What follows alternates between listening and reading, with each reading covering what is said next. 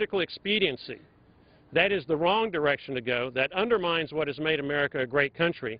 And so I'm going to be doing what I do based on what I think is in the best interest of America, and I'll let the voters decide whether they agree with my approach come the next election.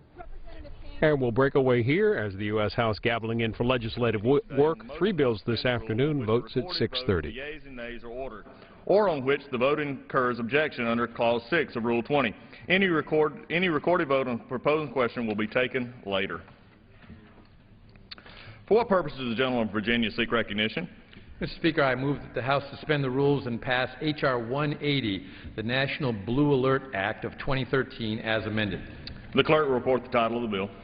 Union Calendar Number 32, H.R. 180, a bill to encourage, enhance, and integrate the Blue Alert plans throughout the United States in order to disseminate information when a law enforcement officer is seriously injured or killed in the line of duty.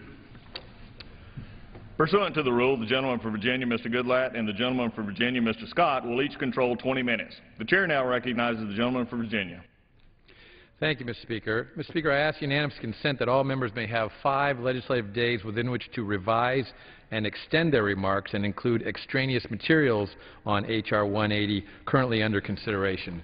Without objection. Thank you, Mr. Speaker, and I yield myself such time as I may consume. Tomorrow on the west front of the Capitol, we will honor those law enforcement officers killed last year in the line of duty. In 2012, 127 officers gave their lives while protecting America's public safety, including 3 officers in my home state of Virginia. Although officer fatalities nationwide decreased by 23% from the previous year, 66 of those officers were killed in violent or deliberate attacks. Ambush attacks on police officers were the leading cause in fatal shootings, followed by traffic stops or pursuits, drug-related crimes, and robberies. H.R. 180, the National Blue Alert Act of 2013, encourages an enhanced nationwide system for distribution of time-sensitive information to help identify a violent suspect when a law enforcement officer is injured or killed in the line of duty. A Blue Alert broadcasts information and speeds apprehension. Blue Alerts use the same principle as Amber Alerts for missing children and Silver Alerts for missing seniors. The Blue Alert system is a cooperative effort among local, state, and federal authorities, law enforcement agencies, and the general public. A Blue Alert provides a description of an offender who is still at large and may include a description of the offender's vehicle and license plate information. Like Amber Alerts, Blue Alerts will help hinder the offender's ability to escape and will facilitate their capture. This bill directs the Department of Justice to designate an existing officer as the Blue Alert National Coordinator who will encourage those states that have not already done so to develop Blue Alert plans and establish voluntary guidelines. As of today, 18 states have Blue Alert networks in place. However, there are many examples where an integrated nationwide Blue Alert system would save lives and help bring fugitive suspects to justice. Following the tragic Boston Marathon bombing last month, one of the suspects shot and killed Patrol Officer Sean Collier of the Massachusetts Institute of Technology Police Department. One of the subjects approached Officer Collier as he sat in his patrol car and opened fire on him without warning, striking him several times. The subjects then attempted to steal his service weapon, but were thwarted by his secured holster. The suspects then carjacked a vehicle and led police on a pursuit while throwing explosive devices at pursuing units. The pursuit ended in Watertown, Massachusetts, where one suspect was killed and a Massachusetts Bay Transportation Authority police officer was shot and seriously wounded in a gun battle. The second suspect was captured in Watertown the following evening after another tense standoff. The immediate aftermath of the Boston Marathon bombing demonstrates how criminals are becoming even more violent, and their contempt for law enforcement and the rule of law is more evident than ever. This year is already shaping up to be a devastating year for law enforcement fatalities. As compared to this time last year, the line of duty deaths this year are up 21%. Law enforcement deaths by gunfire are up 7% compared to May 2012. This bill encourages expansion of an integrated Blue Alert communications network throughout the United States, which would ensure that when tragedy strikes, the public is on notice and suspects can be more quickly apprehended and brought to justice. A nationwide Blue Alert network will be particularly effective when a suspect flees across state lines. I thank Mr. Grimm of New York and Mr. Reichert of Washington for their work on this bipartisan, bicameral legislation. An identical Senate measure is pending before the Senate Judiciary Committee. Supporters of this legislation include the National Fraternal Order of Police, the National Sheriff's Association, the Federal Law Enforcement Officers Association, the Sergeants Benevolent Association, and the National Association of Police Organizations. This bill reaffirms our commitment to ensure the safety of our law enforcement men and women and the communities they serve to protect every day. I urge my colleagues to support this bipartisan legislation, and I reserve the balance of my time. The gentleman reserves. The gentleman for Virginia, Mr. Scott. Thank you, Mr. Speaker. I yield myself such time as I may consume. Objection. Mr. Speaker, I rise in support of H.R. 180, the National Blue Alert Act. H.R. 180 will establish a coordinator within the Department of Justice to facilitate the issuance of blue alerts to help apprehend individuals suspected of killing or seriously injuring police officers. I support the bill because it provides critical support for a system that protects police officers and the public. It is particularly timely that we consider this measure during National Police Week. National Police Week is a special occasion during which we recognize law enforcement officers and honor those who have lost their lives in the line of duty. Since the first known line-of-duty death in 1791, more than 1,900 U.S. law enforcement officers have made the ultimate sacrifice. Today, there are more than 900,000 sworn law enforcement officers serving in the United States, and regrettably, on average, one is killed in the line of duty every 57 hours.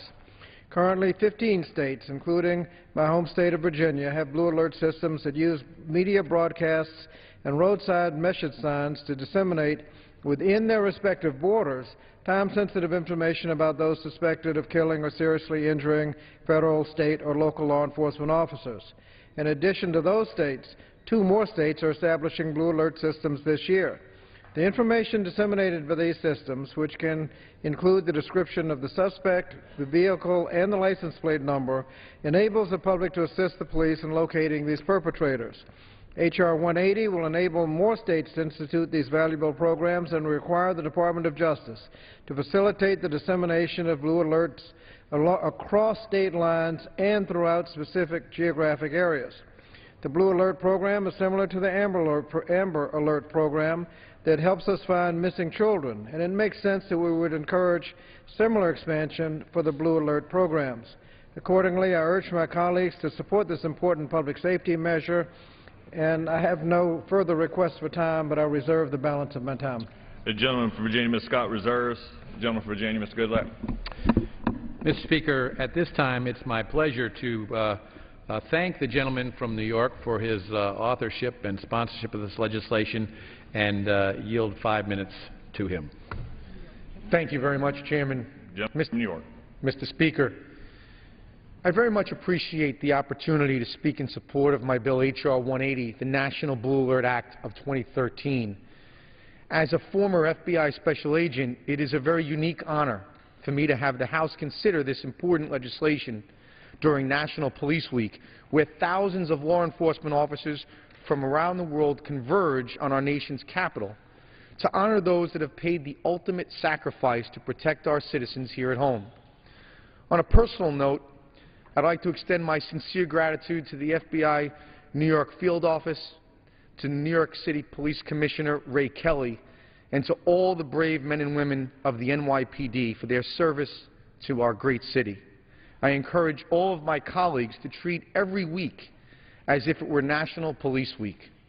Truly, it's the sacrifices made by these great individuals that inspired me to introduce this important legislation. During my career as a special agent in the FBI, I witnessed firsthand the danger posed by criminals who attack law enforcement officers and the particular danger they pose on our communities. Time and time again, we have seen that if criminals are willing to attack a police officer to avoid apprehension, then there is absolutely no limit to the lengths they will go or the victims they will target to avoid justice. According to the National Law Enforcement Officers Memorial Fund, 127 officers were killed in the line of duty during 2012. We can take a look at states that had officers killed in the line of duty, from Texas to Pennsylvania. And while it's impossible to completely transform the hazardous nature of the work our law enforcement officers do day in and day out, there are steps that we can take to enhance their safety and quickly apprehend those who put them at risk. The National Blue Alert Act does this by creating a National Blue Alert Communications Network within the United States Department of Justice. And this will disseminate information on suspects who are being sought in connection with the death or injury of law enforcement officers. I have had the distinct pleasure of working with some of the bravest men and women this country has to offer. And I really believe that, similar to Amber Alert, that Blue Alert would rapidly notify our law enforcement agencies, it'll notify the media and the public so that we can have the help that we need to aid in the apprehension of some of the most violent criminals.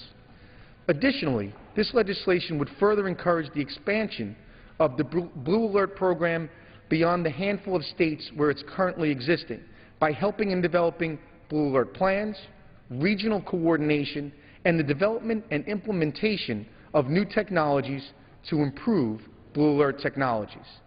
This legislation is supported by many. It's supported by a number of law enforcement organizations, including the Sergeants Benevolent Association, the National Sheriff's Association, the National Association of Police Officers, and the Federal Law Enforcement Officers Association, as well as the Fraternal Order of Police. I am certain that the National Blue Alert Act will enhance the safety of our communities as well as the law enforcement officers who protect them. And I encourage its swift passage today in the full House of Representatives. With that, I yield back the balance of my time. The gentleman yields back. Gentleman from Virginia, Mr. Scott. Does the gentleman from, does my colleague from Virginia have further speakers? I do not have any further speakers. I yield myself such time as I may consume. The gentleman is recognized. Mr. Speaker, I thank the gentleman from New York, Mr. Grimm, my colleague from Virginia, Chairman Goodlatte, and the ranking member of the full committee, Mr. Conyers, for their cooperation in bringing this bill to the floor during National Police Week. And as we join together on this bill, it's my hope that we can continue to work in a bipartisan fashion on other measures that will assist law enforcement officers and find sensible solutions to the problems of crime that face our communities. I yield back the balance of my time. The gentleman yields back. The gentleman from Virginia, Mr. Goodlatte. Mr. Speaker, I yield myself such time as I may consume, and I thank my friend and colleague from Virginia, the ranking member of the House Judiciary Committee Subcommittee on Crime, Terrorism, Homeland Security, and Investigations for his leadership on this bipartisan effort, as well as Ranking Member Conyers, Mr. Grimm, and Chairman Sensenbrenner of the subcommittee as well for their efforts. And I can't think of a more appropriate time to honor police during National Police Week, or in a more appropriate way than by passage of this legislation, which will not only allow law enforcement to more effectively communicate in these situations where police officers are in jeopardy or have been harmed, but also in circumstances that will allow everyone in this country to become involved. And with the availability of smartphones and other devices and social media like Twitter and Facebook and YouTube and other means that people now have of communicating that they didn't have just a few years ago, the word can get out to everyone to be on the lookout for people who are committing crimes. And this will help us to apprehend criminals and prevent crimes, and we very much urge our colleagues to support it. I yield back. The gentleman yields back. The question is, will the House suspend the rules and pass H.R. 180 as amended? Those in favor say aye. Those opposed, no. In the opinion of the Chair, two-thirds being in the affirmative. Mr. Speaker. The gentleman from Virginia, Mr. Scott. Mr. Speaker, on this I request the yeas and nays. The yeas and nays are requested. All those in favor of taking this vote by the yeas and nays will rise and remain standing until counted. A sufficient number having risen, the yeas and nays are ordered. Pursuant to Clause 8 of Rule 20, further proceedings on this motion will be postponed.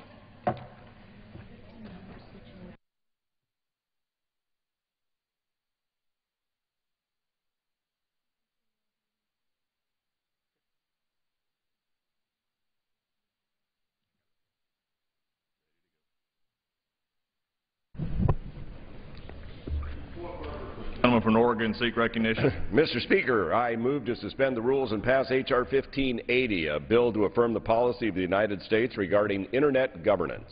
The clerk will report the title of the bill. House Calendar Number 21, H.R. 1580, a bill to affirm the policy of the United States regarding Internet governance. Pursuant to the rule, the gentleman from Oregon, Mr. Walden, and the gentleman from Vermont, Mr. Welch, will control 20 minutes. The chair recognizes the gentleman from Oregon. I thank the Chair, and I ask unanimous consent that all members may have 5 legislative days in which to revise and extend their remarks and insert extraneous materials into the record on the bill. Without objection. Mr. Speaker, I yield myself such time as I may consume. Gentleman is recognized. Thank you, Mr. Speaker. I rise in support of H.R. 1580, sometimes called the Internet Freedom Bill. The Internet is possibly the most important technological advancement since the printing press. Government's hands-off approach has enabled the Internet's rapid growth and made it a powerful engine of social and economic freedom. This bipartisan bill is designed to combat recent efforts by some in the international community to regulate the Internet, which could jeopardize not only its vibrancy, but also the benefits that it brings to the entire world. Nations from across the globe met at the December 2012 World Conference on International Telecommunications in Dubai. They considered changes to the international telecommunications regulations. The treaty negotiations were billed as a routine review of rules governing ordinary international telephone service. A number of countries, such as Russia and China and Iran, sought to use the negotiations, however, to pursue regulation of the Internet through the International Telecommunications Union, a United Nations agency. None other than Russian President Vladimir Putin has been clear in his objective of, and I quote, establishing international control over the Internet using the monitoring and supervisory capabilities of the International Telecommunications Union. Now, the developments in Dubai were not unanticipated. That's why, leading up to the conference last year, the House and Senate unanimously passed Senate Concurrent Resolution 50. Now, that resolution expressed the sense of Congress that the Secretary of State and the Secretary of Commerce should advocate the consistent and unequivocal policy of the United States to promote a global Internet free from government control and preserve and advance the successful multi-stakeholder model that governs the Internet today. Now, under that multi-stakeholder model, non-regulatory institutions seek input from the public and private sectors to develop best practices for managing the content, applications, and networks that make up the Internet. The Internet is organized from the ground up and not from the government handed down. This is not to say that government has no role in policing unfair or unlawful, I should say, behavior. Illegal activity is no less illegal simply because someone has used digital tools to perpetrate the act. Child pornography, for example, is no less illegal if it's disseminated over the Internet rather than in photographs and magazines. There is a big difference, however, when punishing illegal acts committed over the Internet and government control of its management and operation. Refraining from regulating the underpinnings of the Internet has allowed it to evolve quickly to meet the diverse needs of users around the world and to keep governmental or non-governmental actors from controlling the design of the network or the content it carries. Buttressed by the unanimous passage of Senate Concurrent Resolution 50, the United States and 54 other countries left Dubai without signing the treaty. Unfortunately, 89 nations did sign. The revised ITRs will be implemented by those nations, and that begins January of 2015. Now, a number of upcoming conferences will present additional opportunities for countries to pursue international regulation of the Internet, including the World Telecommunications ICT Policy Forum in Geneva, which starts today, and the ITU Plenipotentiary Conference in Busan, South Korea in 2014. The growing threat of such regulation prompted the subcommittee of which I chair, The House Energy and Commerce Subcommittee on Communications and Technology told a joint hearing earlier this year with the House Committee on Foreign Affairs. Just as international opponents of an unregulated Internet are redoubling their efforts, so must we. That's why the hearing we've held focused on draft legislation, elevating the language of last year's resolution from a mere sense of Congress aimed at a particular treaty negotiation to a generalized statement of U.S. law. I want to thank Foreign Affairs Chairman Ed Royce, Africa Global Health, Global Human Rights and International Organization Subcommittee Chairman Chris Smith, and Terrorism, Non-Proliferation and Trade Subcommittee Chairman Ted Poe for their leadership and their help in calling attention to this important legislation and the issue broadly. I also want to address the elephant in the room, if you will, the FCC's network neutrality regulations. As the legislation we considered today was moving through the subcommittee and then the full committee, some of my colleagues expressed concern that transforming the exact language of last year's unanimous resolution into law would somehow interfere with the FCC's network neutrality rules. In particular, they saw a conflict with the language making it U.S. policy to, quote, promote a global Internet free from government control, close quote. Well, let me be clear. While I oppose the FCC rules regulating the Internet, this legislation does not address those regulations. While statements of policy can help delineate the contours of statutory authority, they don't create statutorily mandated responsibilities. Nonetheless, in the interest of reaching bipartisan consensus and moving this important legislation forward, I agreed to drop the government control language. The result is the language you see today in H.R. 1580, which I introduced with Ranking Member Eshoo.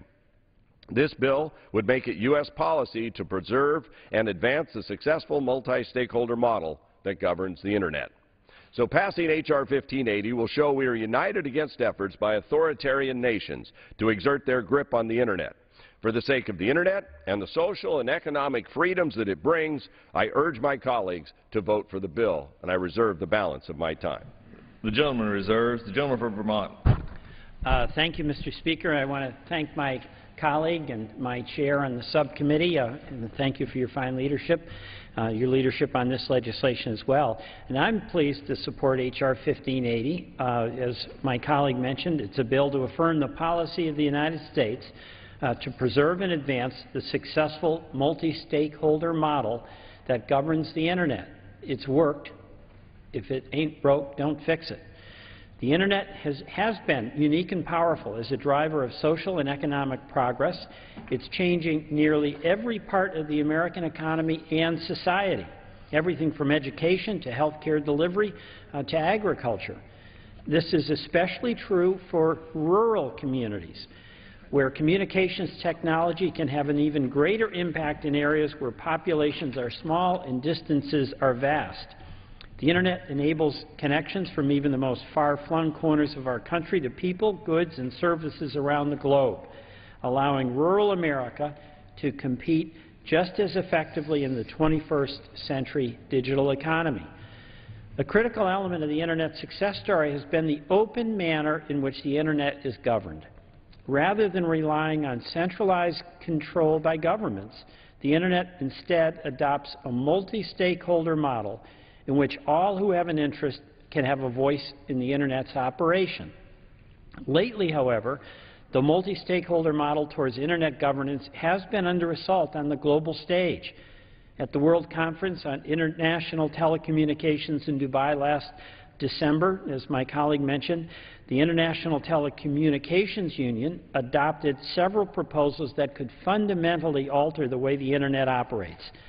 These proposals undermine the successful decentralized approach to Internet governance and impose a government-controlled management regime, thereby threatening citizens' access to the content and information via the Internet, as well as the global free flow of information online.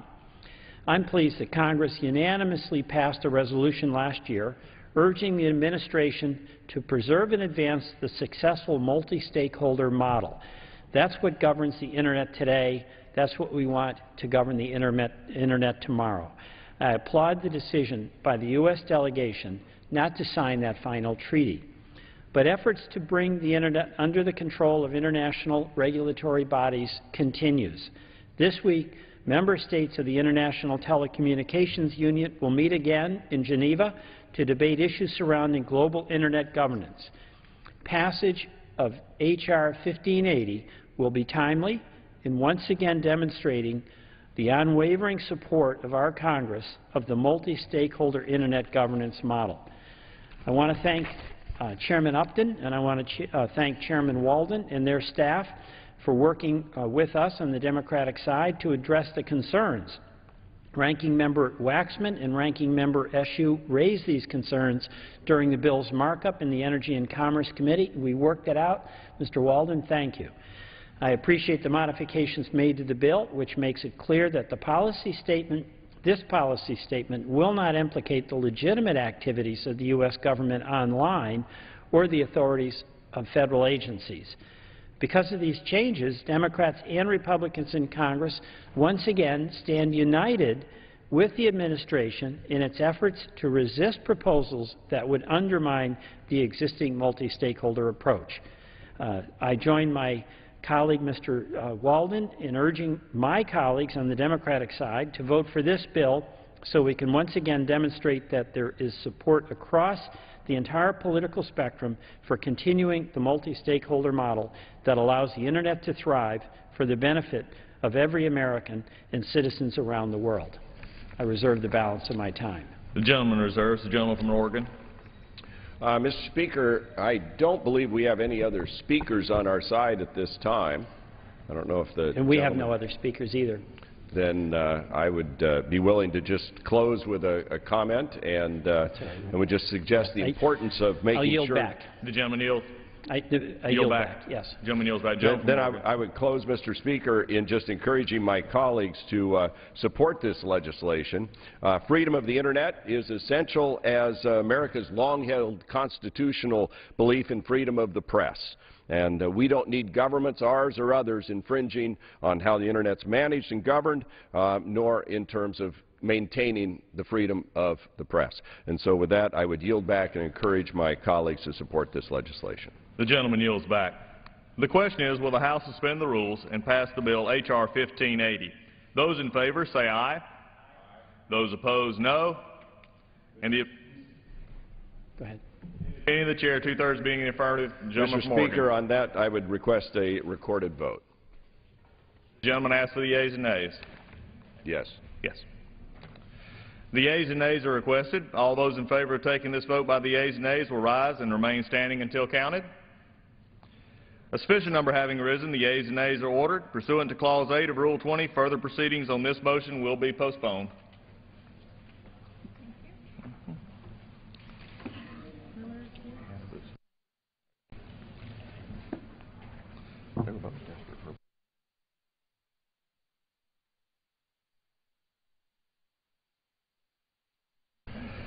For what purpose does the gentlewoman from Michigan seek recognition?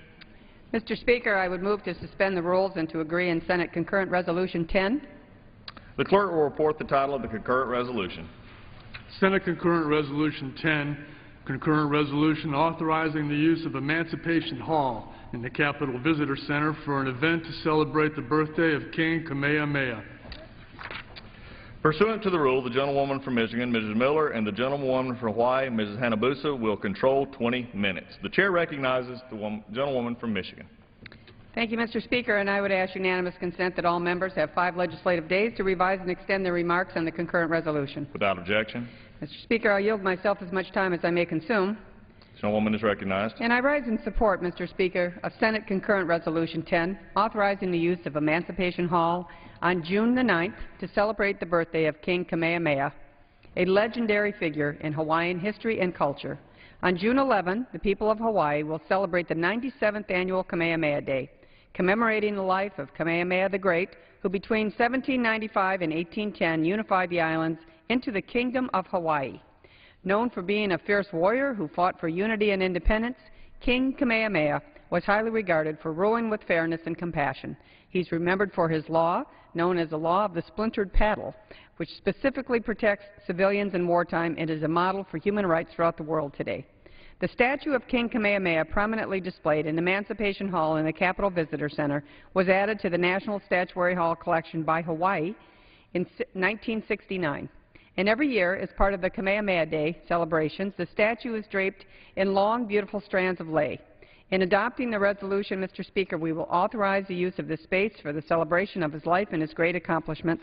And I certainly want to thank the gentlewoman from Hawaii, Ms. Hirono, for introducing this concurrent resolution, and I certainly would urge my colleagues to support it as well, and I reserve the balance of my time. The gentlewoman reserves. The gentlewoman from Hawaii. Thank you, Mr. Speaker. Mr. Speaker, I yield myself such time as I may consume. The gentlewoman is recognized. Thank you, Mr. Speaker. First of all, I'd like to thank Chairman Miller and Ranking Member Brady for allowing this bill to be heard on the floor today.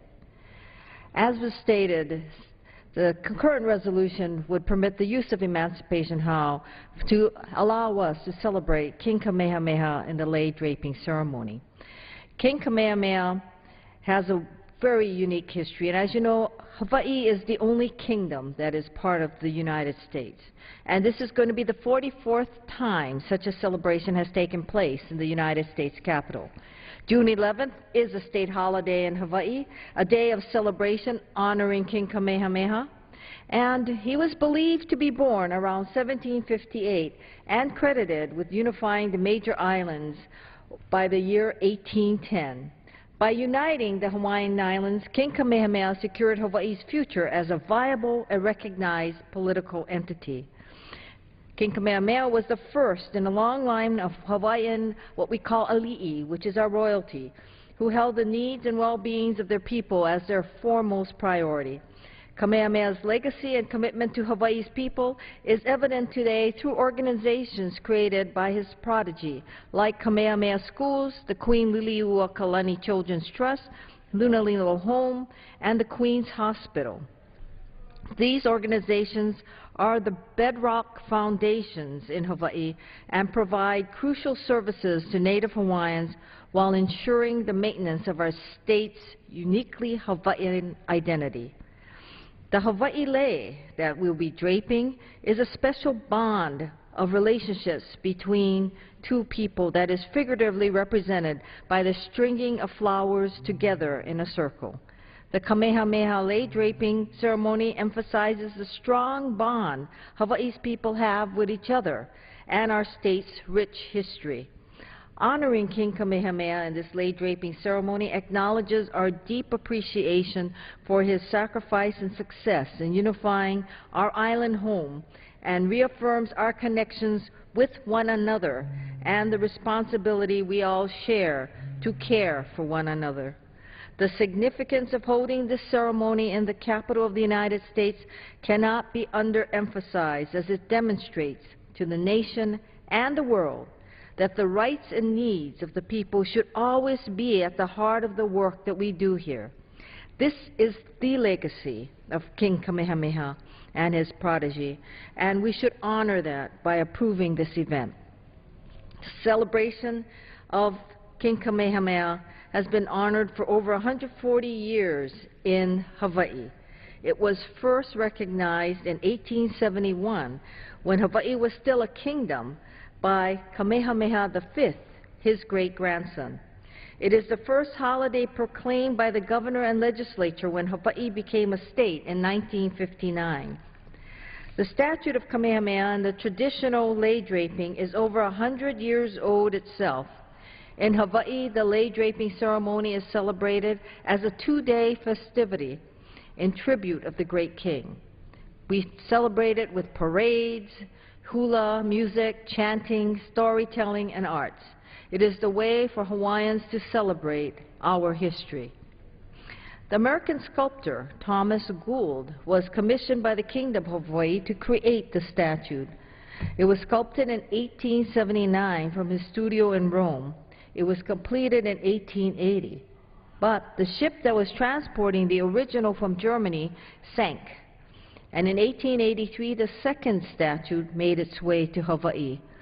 The first statue was ultimately recovered and erected in North Kohala on the Big Island, and that is where King Kamehameha's birthplace is. The statue stands 8.5 feet tall, with the king in his royal clothing. In it, King Kamehameha wears the mahiole, which is the helmet, and the ahu'ula, which is the cloak. They are finished with gold leaf, reminiscent of the rare yellow feathers from the mamo bird the king wore. The spear in his left hand is the symbol of his kingdom, and is the fact that he is willing to defend itself, and his right hand is extended in towards the direction of the Hawaiian Islands. The statue in Emancipation Hall in the Capitol Visitor Centers is the mold of the second statue, which stands in front of our Ali'iolani Hale, the home of the Hawaii Supreme Court. This was dedicated as a gift to the National Statuary Hall from Hawaii in the year 1969. As everyone knows, President Obama was born in Hawaii, and on June 20th, 2010, President Obama issued Proclamation 8534 in honor of the bicentennial of the unification of Hawaii. President Obama said, "On this bicentennial, King Kamehameha Day, we celebrate the history and the heritage of the Aloha State, which has immeasurably enriched our nation's life and culture.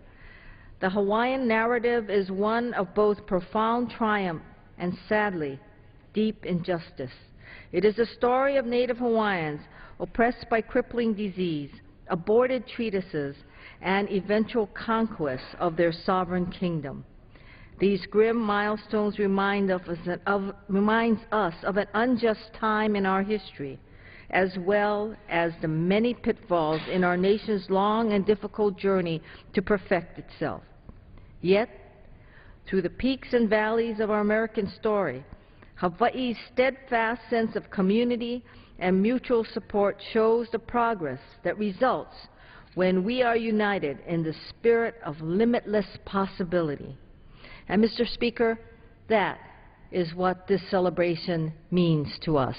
It is a symbol of how the Hawaii people have the spirit of limitless possibility. Thank you, Mr. Speaker, and I reserve the balance of my time. The gentlewoman reserves. The gentlewoman from Michigan. Mr. Speaker, I would ask my colleague if she has any additional speakers. If not, and she wants to yield back her time, I am prepared to close. The gentlewoman from Hawaii. Mr. Speaker, we don't have any. Oh, here she is. Thank you, Mr. Speaker. I reserve my from time. Michigan reserves. Reserve. Gentlewoman from Hawaii. Mr. Speaker, I yield 5 minutes to the gentle lady from Hawaii, Ms. Gabbard. Gentlelady from Hawaii is recognized for 5 minutes. Thank you very much, Mr. Speaker, and I thank my colleague from Hawaii for yielding me the time. Mr. Speaker, I rise today in support of Senate Concurrent Resolution 10, which authorizes the use of Emancipation Hall in the Capitol Visitor Center for an event to celebrate the birthday of King Kamehameha. On June 11th of every year, the state of Hawaii celebrates King Kamehameha Day.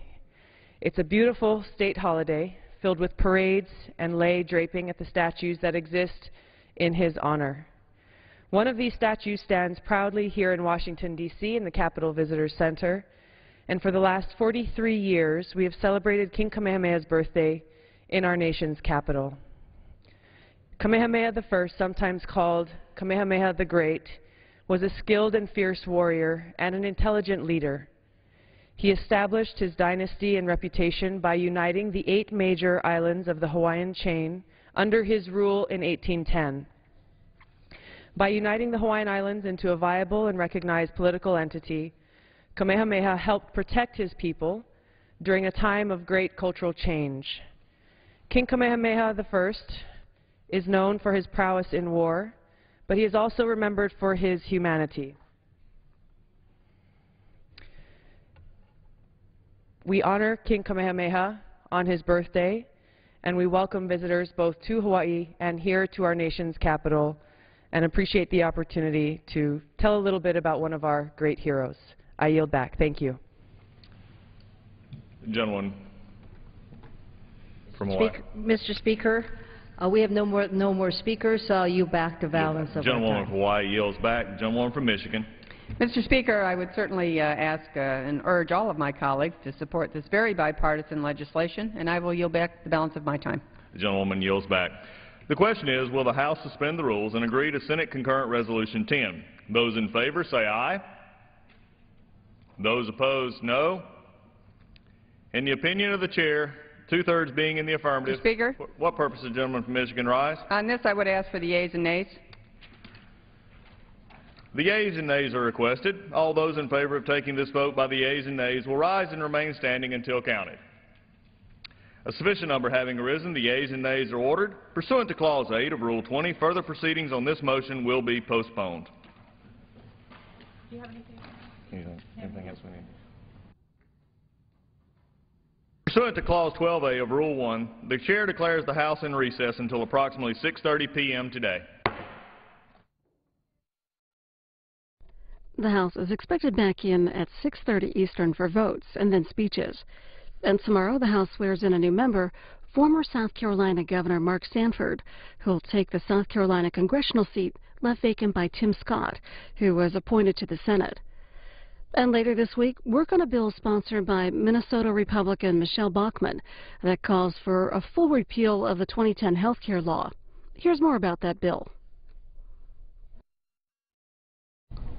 Jennifer Haberkorn is health reporter with Politico. Why are House Republicans setting up another vote on